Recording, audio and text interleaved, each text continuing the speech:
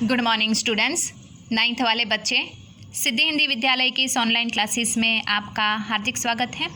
अब बच्चों, यहाँ पे हमारा ये जो लेसन चल रहा है, अर्थात ये जो काव्य है सांख्या एवं शब्द, ये काव्य यहाँ पे हमारा ख़त्म हो चुका है, लेकिन यहाँ पे हम उसके प्रश्नोत्तर की चर्चा कर रहे हैं।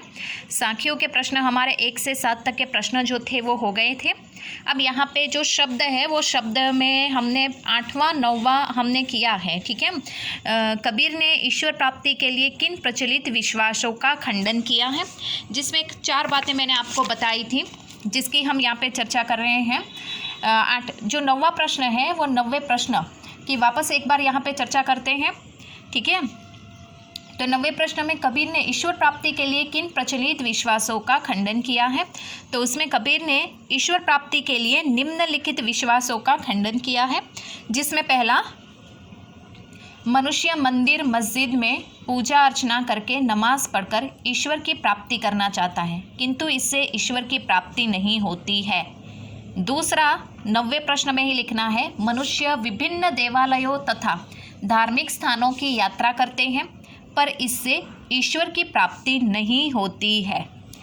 तीसरा, मनुष्य योग वैराग्य जैसी क्रियाएं करके ईश्वर को पाना चाहते हैं, पर वो सब व्यर्थ है।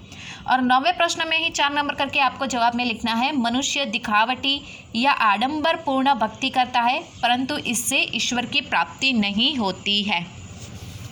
बच्चों, यहाँ पे मैं आपको ये जो 9वां प्रश्न है, ये 9वां प्रश्न का जवाब आपको बता रही हूँ। वापस एक बार रिपीट कर रही हूँ, ध्यान से सुनिएगा। कबीर ने ईश्वर प्राप्ति के लिए किन प्रचलित विश्वासों का खंडन किया है। तो उसमें आपको लिखना है कि कबीर ने ईश्वर प्राप्ति के लिए निम्नलिखित प्रचलित विश्वासों का खंडन किया है, जिसमें पहला, मनुष्य मंदिर मस्जिद में पूजा अर्चना करके नमाज पढ़ के ईश्वर को प्राप्त करना चाहता है, किंतु इससे ईश्वर की प्राप्ति नहीं होती है। दूसरा, विभिन्न देवालयों तथा धार्मिक स्थानों की यात्रा करके इससे ईश्वर की प्राप्ति नहीं होती है। और तीसरा, मनुष्य योग वैराग्य जैसी क्रियाएं करके ईश्वर को पाना चाहता है, पर यह सब व्यर्थ है। चौथा, मनुष्य दिखावटी या आडंबर पूर्ण भक्ति करता है, परंतु इससे ईश्वर की प्राप्ति नहीं होती। तो बच्चों, ये 9वां प्रश्न है। 9वें प्रश्न में इस तरह से 4 हमें नंबर लगा के जवाब लिखना है। अब 10वां प्रश्न, कबीर ने ईश्वर को सब श्वासों की श्वास में क्यों कहा है, ठीक है। कबीर ने ईश्वर को सब श्वासों की श्वास में क्यों कहा है।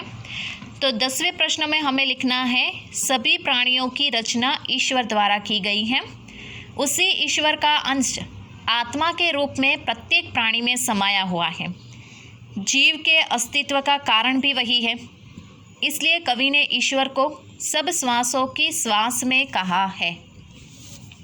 वापस एक बार बच्चों, 10वां प्रश्न, कबीर ने ईश्वर को सब श्वासों की श्वास में क्यों कहा है। तो उसमें यहाँ पे हमें बताना है जवाब में कि सभी प्राणियों की रचना ईश्वर द्वारा की गई है, उसी ईश्वर का अंश आत्मा के रूप में प्रत्येक प्राणी में समाया हुआ है, जीव के अस्तित्व का कारण भी वही है, इसलिए कवि ने ईश्वर को सब श्वासों की श्वास में कहा है, ठीक है। अब 11वां प्रश्न, कबीर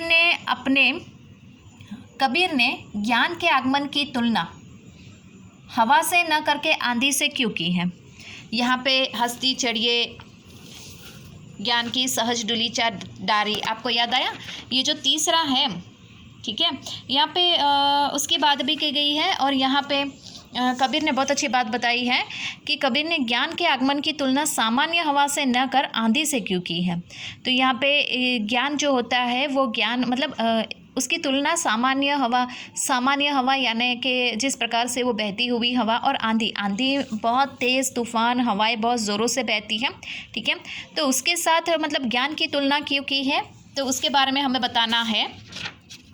तो यहाँ पे 11वें प्रश्न में बच्चों हमें लिखना है, कबीरदास ने ज्ञान के आगमन की तुलना सामान्य हवा से न करके आंधी से की है, क्योंकि सामान्य हवा धीरे धीरे चलकर आसपास की वस्तु को प्रभावित नहीं कर पाती, जबकि आंधी तेज़ गति से चलकर वस्तुओं की स्थिति में परिवर्तन कर देती है।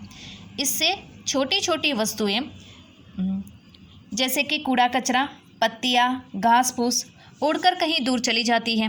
इस प्रकार ज्ञान की आंधी आने से मनुष्य के मन पर पड़ा अज्ञान का पर्दा उड़ जाता है। मोह माया स्वार्थ आदि जैसी बुराइयां उड़कर कहीं दूर चली जाती हैं। शरीर से कपट रूपी कूड़ा कचरा उड़ जाता है। उसका मन सांसारिक बंधनों से मुक्त हो प्रभु की भक्ति में लीन हो जाता है। ठीक है, तो यहाँ पे बच्चों ये जो 11वां प्रश्न है, ये 11वें प्रश्न का उत्तर मैं आपको बता रही हूँ, वापस ध्यान से सुनिएगा।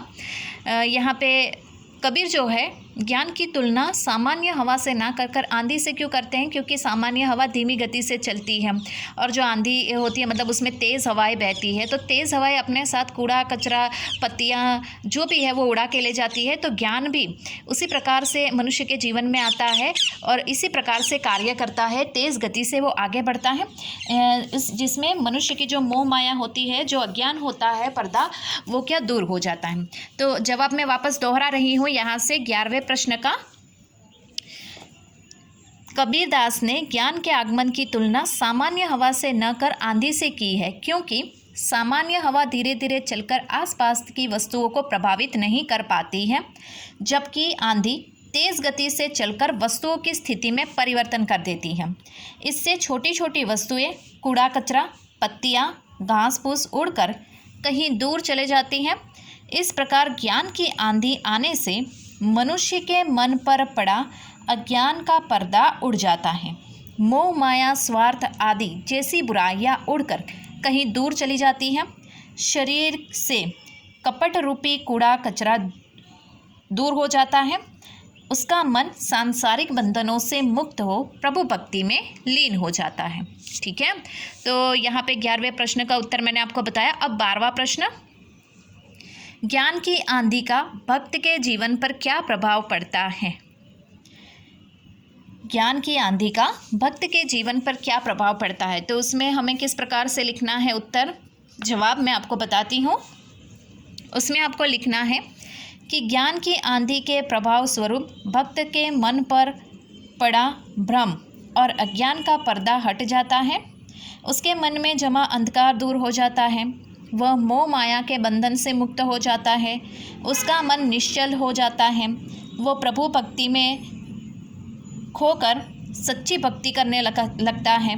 उसकी परमात्मा से पहचान हो जाती है। ठीक है, ये कौन से प्रश्न का उत्तर मैंने आपको बताया? 12वें प्रश्न का उत्तर। वापस एक बार दोहरा रही हूँ, ध्यान दीजिएगा बच्चों, कि ज्ञान की आंधी का भक्त के जीवन पर क्या प्रभाव पड़ता है। तो उसमें आपको लिखना है कि ज्ञान की आंधी के प्रमाण स्वरूप भक्त के मन पर पड़ा भ्रम और अज्ञान का पर्दा हट जाता है। उसके मन में जमा अंधकार दूर हो जाता है। वो मोह माया के बंधनों से मुक्त हो जाता है। उसका मन निश्चल हो जाता है। वो प्रभु भक्ति में लीन होकर सच्ची भक्ति करने लगता है। उसकी परमात्मा से पहचान हो जाती है। ठीक है, ये 12वें प्रश्न का उत्तर मैंने आपको बताया। अब 13वां प्रश्न, भाव स्पष्ट कीजिए। भाव स्पष्ट करना यानी सबसे पहले यहाँ पे कह दिया गया है, हिति चित्त की द्वे थुनी गिरानी मोह मलिंदा टूटा। ठीक है, तो यहाँ पे ये जो पंक्ति है, आंधी पीछे का ख जो लिखा है, आंधी पीछे जो जल बूढ़ा प्रेम हरि जन पीनो। अब यहाँ पे एक बात मैं आपको बता दूँ बच्चों, ये जो है इसमें ये प्रश्न मैंने आपको बताया कि यहाँ पे जो सांख्य एवं शब्द में हमें एक ही लेना था। कौन सा? पहला, मोको कहाँ ढूंढे रे बंदे मैं तो तेरे पास में, ना में देवल ना में मस्जिद ना काबे के लाश में। याद आया? और उसमें दूसरा जो पद है, ठीक है, संतो भाई आई ज्ञान की आंधी, वो दूसरा हमें इस साल नहीं करना है। तो मतलब ये भाव स्पष्ट जो करना है, क और ख हमने पढ़ा नहीं है, मतलब इस साल आपके अभ्यासक्रम की सूची में नहीं है। भाव स्पष्ट करना, जो ध्यान से सुनना बच्चों, जो शब्द दिए हैं ना, शब्दों में क्या 2 पद दिए हैं, तो उसमें पहला पद हमने मोको कहा ढूंढे रे बंदे, और उसमें दूसरा पद है वो हमने नहीं किया, मतलब अभ्यासक्रम में इस साल हमें नहीं पढ़ना है, इसके लिए हमने उसको निकाल दिया। तो ये भाव स्पष्ट करना क और ख उसके प्रश्न है। ऊपर ध्यान से देखना, जो 11वां और 12वां प्रश्न है वो भी कहाँ से आया है वो भी मैं बता दूं, वो भी उसी जगह से। तो हमें यहाँ पे आपको अभ्यासक्रम में कितने लिखने हैं, कॉपी में जो प्रश्नोत्तर लिखने हैं ना, वो मैं आपको बता दूं। वो कहाँ तक लिखने हैं? 10वीं तक, 10 तक के प्रश्न लिखने हैं। 11वां नहीं लिखना है, 12वां नहीं लिखना है और 13वां नहीं लिखना है। समझ में आया? ये 3 प्रश्न 11, 12 और 13 आपको नहीं लिखना है। क्यों? क्योंकि अभ्यास क्रम में इस साल हमने वो लेसन निकाल दिया है, ठीक है ना। तो मतलब हमें ये 3 प्रश्न नहीं करने, क्योंकि पढ़े ही नहीं हैं तो ये प्रश्न करने का सवाल नहीं होता। 10 तक के प्रश्न आपको अपनी कॉपी में लिखने हैं, ठीक है। तो बच्चों यहाँ पे हम रुकते हैं। ये रचना और अभिव्यक्ति जो है उसको भी हमें नहीं करना है। और यहाँ पे तत्सम रूप है, वो तत्सम रूप यहाँ पे हम कब करेंगे? जब व्याकरण को पढ़ेंगे तब, ठीक है। तो तब तक के लिए बच्चों आज के इस वीडियो में हम यहाँ तक रुकते हैं। आने वाले वीडियो में हम नए काव्य की शुरुआत करेंगे। ये व्याकरण जो है तत्सम, ये तत्सम हम नहीं पढ़ेंगे अभी। क्यों? क्योंकि वो अभी समझाने का कोई मतलब नहीं है, उसके ऊपर 5-6 वीडियो लगते हैं। तत्सम किसे कहते हैं, ये व्याकरण आपको बोर्ड की मतलब ये 9th वालों को पूछा जाता है, तो उस समय हम व्याकरण का जो विषय होगा तब पढ़ेंगे, ठीक है। तो यहाँ पे हमारा ये लेसन ख़त्म होता है अभ्यास के साथ। नेक्स्ट वाले वीडियो में हम नए काव्य की शुरुआत करेंगे। तब तक के लिए रुकते हैं। Thank you.